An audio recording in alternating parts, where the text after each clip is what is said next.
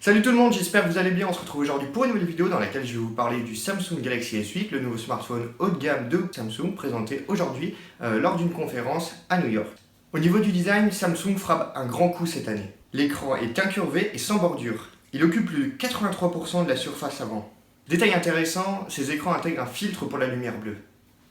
Samsung renforce la sécurité en ajoutant un triple système de biométrie. On a toujours un lecteur d'empreintes digitales, sauf que celui-ci est placé à l'arrière de l'appareil, juste à côté de l'appareil photo. Samsung justifie ce choix par l'écran à l'avant qui occupe la majeure partie du téléphone. Comme sur le défunt Galaxy Note 7, le scanner d'iris est de la partie. Il vous permettra de déverrouiller votre Samsung Galaxy S8 et d'effectuer des paiements avec Samsung Pay. Il embarque également un système de reconnaissance faciale.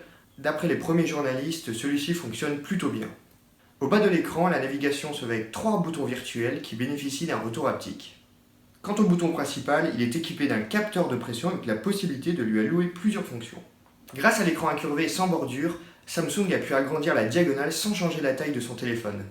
On a donc le Samsung Galaxy S8 avec un écran incurvé de 5,8 pouces Super AMOLED incurvé sans bordure QHD équivalent à 2960 par 1440 et le Samsung Galaxy S8 Plus avec un écran de 6,2 pouces mais les mêmes caractéristiques autrement que le Samsung Galaxy S8.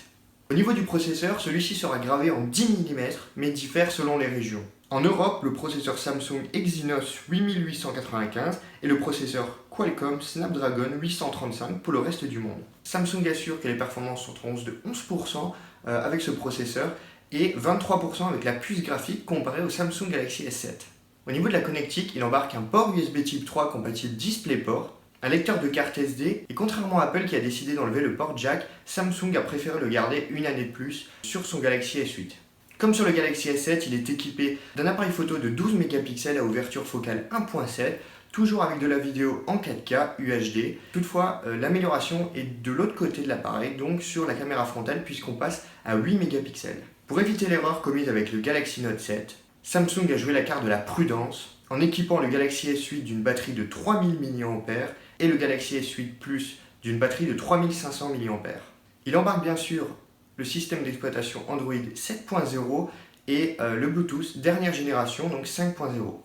Il est résistant bien sûr à l'eau et avec la norme IP68. Le Galaxy S8 est équipé de Bixby, le nouvel assistant vocal de Samsung. Basé sur l'intelligence artificielle, cet assistant prend en charge toutes les tâches de l'application, il s'adapte au contexte et bien sûr comprend les demandes de l'utilisateur, même les plus complexes. Vous pourrez le déclencher à la voix, mais également grâce à un bouton dédié situé sur le côté.